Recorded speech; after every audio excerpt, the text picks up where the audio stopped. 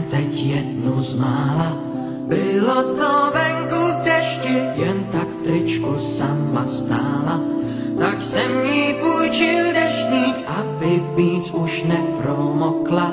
Neboť dešť mívá krásu, vím, že jsem v ní našel poklad.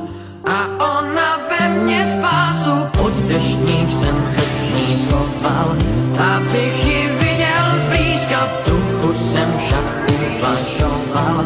Dali se ničím získat, bylo mi s ní neskutečně. Líp nežli každý víkend, přál jsem si, ať prší věčně, ať dál jsme